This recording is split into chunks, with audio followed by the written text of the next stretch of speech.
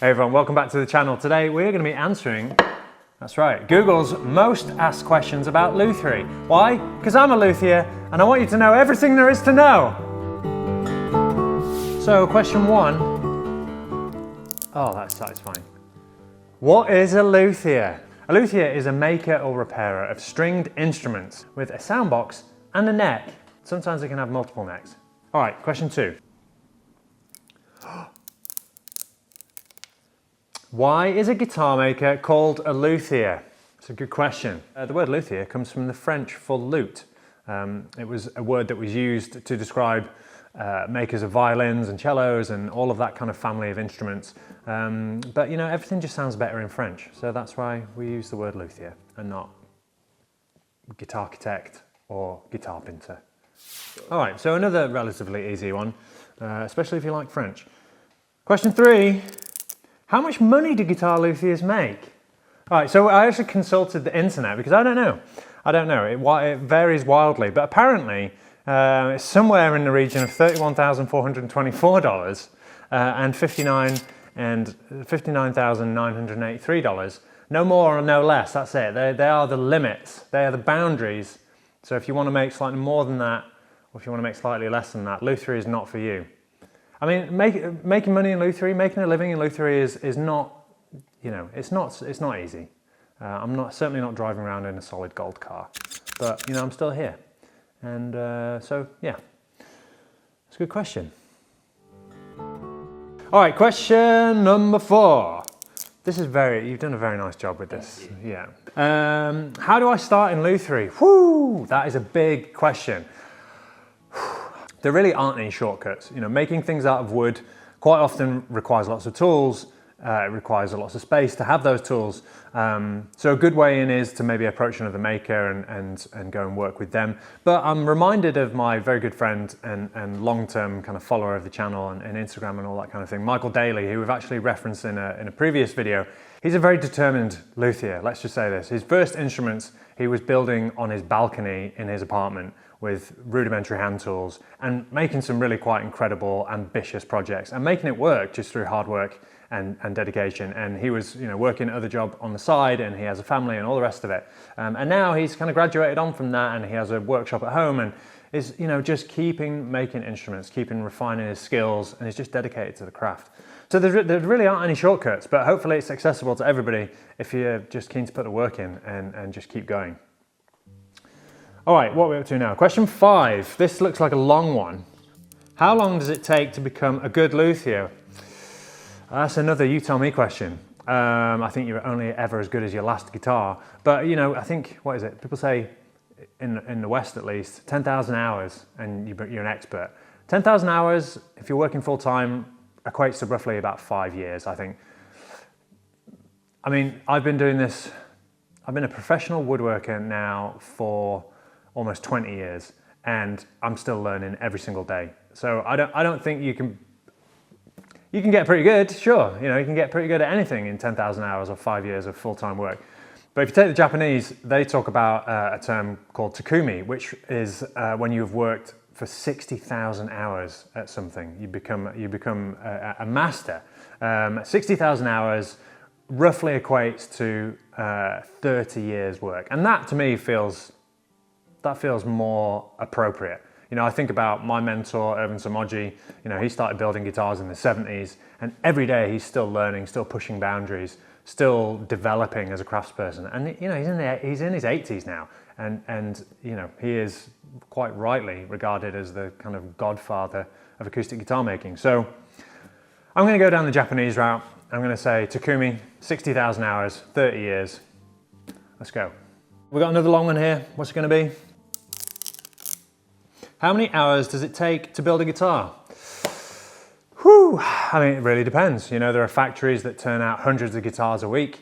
Last year we built 12 guitars. There's just me and my assistant Ted. We built 12 guitars, so one a month. Our target for this year is maybe 16. I know a lot of my colleagues who are doing similar kind of boutique work that we do here. You know, the average is somewhere between 8 and 10.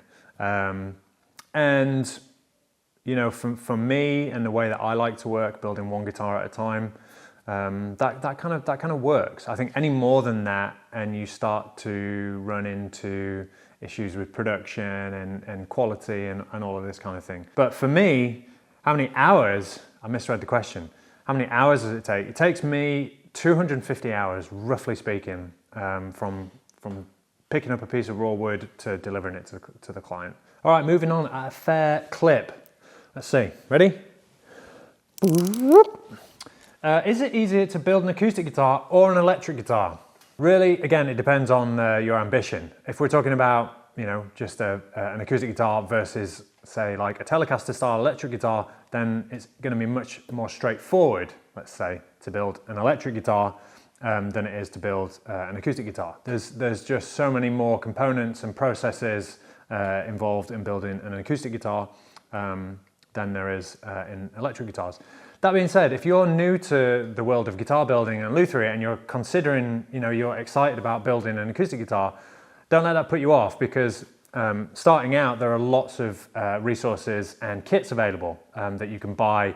The more difficult processes or the more kind of labor intensive or time consuming processes are already taken care of, such as, thicknessing the veneers or bending the sides. There are lots of companies out there who will sell you kind of starter kits, and really all you need to do is kind of glue everything together. Down to the last 3 questions. Before we get into it, if you are enjoying the channel, if you're enjoying this video, if you'd like to see more of this type of content, please consider liking and subscribing. It helps grow the channel, and drop us a comment as well. All right, down to the last 3. What makes a good luthier? Don't ask me. What makes a good luthier? What makes a good professional in any arena? What makes a good luthier from my point of view is somebody who is creative, who's a pioneer, who's not scared to push boundaries, who's always challenging preconceptions and challenging tradition, and is generally just a good human being. So be creative, follow your own path, and just keep pushing forward. And try to do your very best work. Try to make sure that the work that you do today is better than the work you did yesterday, and be your own biggest critic, but also your own biggest cheerleader. I don't know, that feels philosophical. All right, we're down to the penultimate question. These are getting more philosophical as we go. Let's see what we got.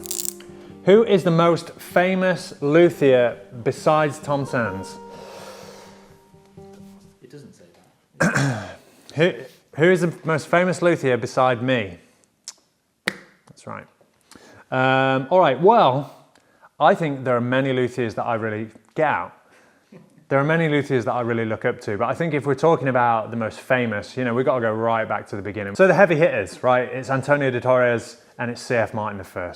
So for me, we're thinking about the steel string, right? So it's got to be C.F. Martin.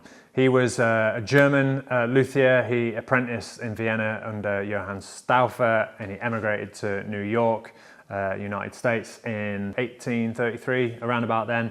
And he opened up a repair shop and a retail shop, so selling and repairing guitars. And the reason that he was so pioneering is that he took the kind of romantic, the Viennese style guitar and adapted it for banjo players, right? He took the steel strings that banjo players were familiar with, adapted the Viennese style guitar to take those strings, made them stronger, created the X brace that we all know and love today. So he was ultimately responsible for the steel string guitar as we know it today. All right, final question. I'm excited. Are you excited? So excited. I can't even imagine what it's going to be. Are guitar sales declining?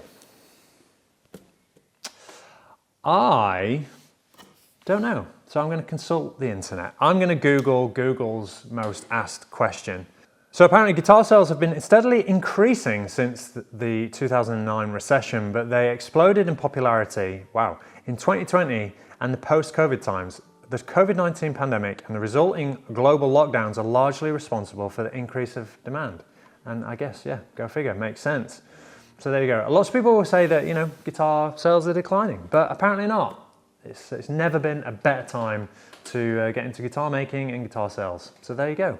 Google's most asked Lutherie-based questions answered by me.